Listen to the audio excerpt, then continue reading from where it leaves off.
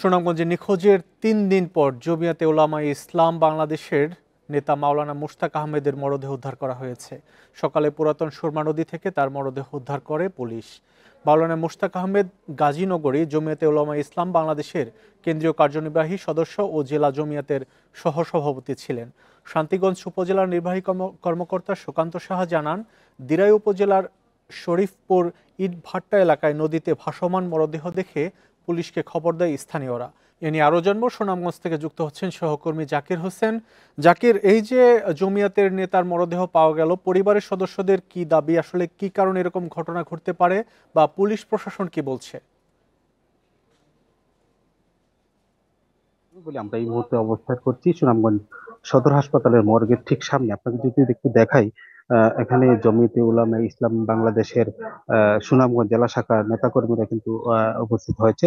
আর আপনি যেমনটা বলছেন, আমরা পরিবারের সদস্যদের সাথে কথা বলেছিলাম। পরিবারের সদস্যরা আসলে যেমনটা বলছেন, তারাও কিন্তু অনেকটাই হতবাক হয়ে গেছে। কারণ মাওলানা মুশতাক আহমদ যে কোনো শত্রু ছিল না, এবং তিনি খুব ভদ্র ভাবে চলাফেরা করতেন, কারোর সাথে কোনো তার খারাপ সম্পর্ক ছিল না, এমনটাই বলছেন। তারপরও এই যে হত্যাকাণ্ড, অর্থাৎ তিনি চলতি মাসের 2 তারিখ রাত্রি 11:30টার সময় সর্বশেষ কথা হয়েছিল তার স্ত্রী রুবি আক্তারের সাথে।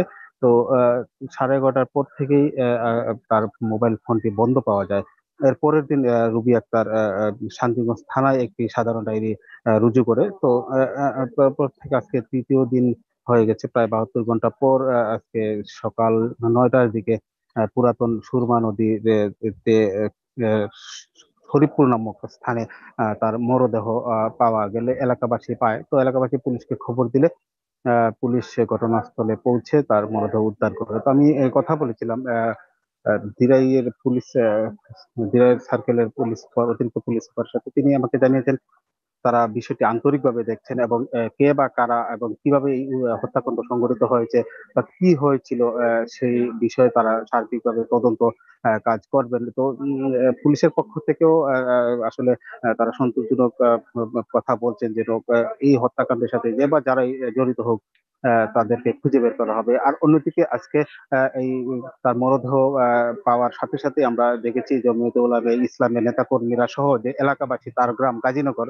ঘটনা এখন আহ, পর্যন্ত কোনো মামলা বা সন্দেহভাজন কাউকে আটক করা হয়েছে কিনা?